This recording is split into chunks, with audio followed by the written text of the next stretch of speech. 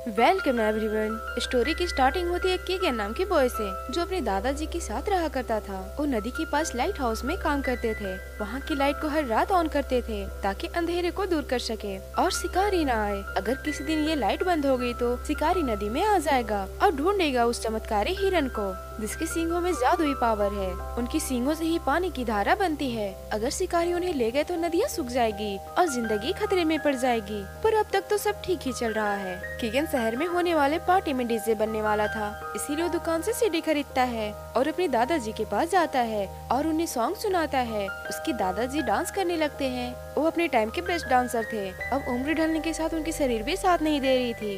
वो कीगन को चमत्कारी हिरन के बारे में बताते हैं कि उनकी डांस की वजह से ही नदियाँ बहती हैं और कहते हैं कि ये लाइट हाउस कभी बंद नहीं होना चाहिए, नहीं तो शिकारी आ जाएगा। पर कीगन को ये कहानी लग रही थी। हर रोज शाम होते ही लाइट जला दिया करते थे। उसी रात उसके दादाजी हमेशा के लिए उसे छोड़कर चले गए। अब उनके जाने के बाद कीगन और दादाजी उदास थे, पर वहाँ के लोग इंसानों के जाने के बाद गम मनाने के बजाय डांस किया करते थे। अब उस लाइट हाउस की जिम्मेदारी कीगन को दे दी जाती है, पर वो अपने दादाजी के जाने से बहुत उदास था, इसलिए लाइट जलाना छोड़ देता है। अब शिकारी फिर से आ जाता है। उसकी फ्रेंड देखती है वो उदास है, इसीलिए उसे नदी के पास मिलने के लिए बुलाती है। कीगन पार्टी में डीजे बनने से भी इनकार कर देता है। अब वो नदी के पास बैठकर अपने फ्रेंड मोया का इंतजार करने लगता है। वहीं दो फ्रॉग उसकी स्वीट्स को छीन लेते हैं और उन दोनों फ्रॉग का ढेर सारा बच्चा था, पर एक बच्चा बिछड़ जाता है। वहीं कीगन पेड़ पे बैठकर दादाजी का डांस देखने लगता है। तभी वहाँ तेज तूफान की वजह से सब उड़ने लगता है। एक भेड़ कीगन के हेडफोन को ही लेकर उड़ने लगता है। अब कीगन भी उसी भेड़ की पीठ पे आ जाता है।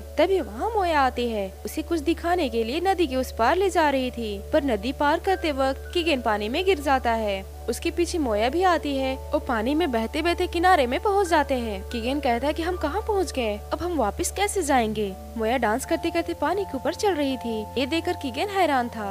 अब वो भी पानी में चलने की कोशिश करता है, पर वो डूब जाता है। खेलते खेलते रात हो जाती है। मोया बताती है कि यहाँ वो अपनी दादी के मरने के बाद आई थी। ये जगह मैजिकल है। सुबह कीगन को फ्रॉग उठाते हैं। मोया दो बड़े बड़े हिरन से मिलवाती है। तभी वहाँ ढेर सारे हिरन आ जाते हैं, जिनकी स्टोरी उसके दादाजी ने सुनाया करते थे। उसे यकीन ही नहीं हो रहा था कि उसके दादाजी की स्टोरी सच्ची थी। सारे हिरन का किंग पैट्रिक नाम का एक हिरन था, जिसकी सींग सबसे बड़ी और सुनहरी थी। पैट्रिक किंग से उसके दादाजी के बारे में पूछता है कि वो कैसे इंसान थे। कीगन बताता है कि वो बहुत अच्छे डांसर थे। पैट्रिक उसे नदियों के बारे में बताता है। वो शिकारी भी उस हिरन की तलाश में वहाँ पहुँच जाता है और उनके लिए हर तरफ ट्रैप लगाने लगता है। वहाँ के हिरन हर्लिंग गेम खेला करते थे, जो कीगन को भी आता था। खेलते खेलते दो हिरन घायल हो जाते हैं। कीगन को भी एक टीम में ले लेते हैं, जो अपने टैलेंट से अपनी टीम को जितवाता है। कीगन को सर पे उठा लेते हैं, पर हारने वाला हिरन गुस्से में बॉल को दूर फेंक देता है और कीगन उस बॉल को लेने के लिए जाता है। वहाँ उसे एक गुफा दिखाई देती है और वो उसके अंदर चला जाता है। वहीं उसे वो शिकारी दिखाई देता है। कीगन उससे देखकर पहचान जाता है कि ये वही शिकारी है जिसके बारे में उसकी दादाजी बताते थे। वो कीगन को अपनी दुनिया में आने को कहता है और कहता है कि वहाँ उसके दादाजी भी होंगे। वो उस पर ट्रस्ट नहीं करता और वहाँ से निकल जाता है, पर किसी को भी उसके बारे में नहीं बताता है। उसे लगता है कि ये सिर्फ उसका वहम है। पैट्रिक उन्हें लेकर समुद्र के पास जाता है और बताता है कि लोग मरने के बाद यहीं से दूसरी दुनिया की ओर जाते हैं। वहीं गेट कीपर कीगन को बताता है कि उसके दादाजी यहाँ से नाचते हुए खुशी खुशी गए थे। तभी वहाँ शिकारी आकर हिरन के सींग को गोली मारकर तोड़ देता है। सारे हिरन वहाँ से भागने लगते हैं, पर एक हिरन भाग नहीं पा रहा था। उसे बचाने के लिए पैट्रिक वहाँ आकर शिकारी से लड़ने लगता है। लास्ट में शिकारी कीगन को पकड़ लेता है और उसके बदले में पैट्रिक से उसका सींग मांगता है और वो पैट्रिक को बांध देता है। पर पैट्रिक किसी तरह उसकी तरफ आने लगता है तो शिकारी उस पे गोली चला देता है। सारी नदियाँ सूखने लग गई थी और हर तरफ अंधेरा छाने लगता है। कीगन देखता है कि पैट्रिक वहाँ मरा पड़ा है और उसकी सींगें भी नहीं है। वो रोने लगता है कि सब उसकी गलती की वजह से हुआ है। अगर वो लाइट हाउस जला दिया होता तो ये सब नहीं होता। कीगन समुद्र की तरफ भागने लगता है। वहाँ वो शिकारी सींग लेकर जाने ही वाला था।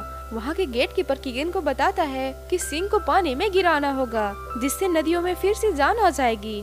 कीगन पत्थर से मारकर उसकी गन को पानी में गिरा देता है और उसकी लाइट को भी फोड़ देता है। सारी मछलियाँ भी कीगन की मदद करती हैं और कीगन सींग को पानी में गिरा देता है। पानी में गिरते ही वहाँ पैट्रिक की स्टैचू बन जाती है और उसकी सींगों से रोशनी निकलती है, जिससे वो शिकारी मर जाता है। कीगन को वहाँ फ्रॉग का खोया हुआ बच्चा मिलता है। अब उस बच्चे को लेकर उसके पेरेंट्स तक पहुँचा देता है। सारे फ्रॉग खुश हो जाते हैं। वहाँ की मछलियाँ कीगन को पानी में चलने में उसकी मदद करते हैं। अब जाकर मोया का पानी के ऊपर चलने का राज पता चल जाता है। वहीं बैनी को किंग बना दिया जाता है। कीगन और मोया वापस से अपने शहर आ जाते हैं। मोया कहती है कि आज रात पार्टी में मिलते हैं, तो कीगन कहता है पार्टी तो कल थी ना। तब मोया बताती है कि हम सिर्फ वहाँ कुछ घंटों के लिए ही गए थे, बोला था ना वो जगह मैजिकल है। कीगन वापस से डीजे बनने के लिए रेडी हो जाता है और सबसे पहले लाइट हाउस जाकर लाइट ऑन करता है और वहाँ उसे दादाजी दिखाई देते हैं। वो बहुत खुश थे।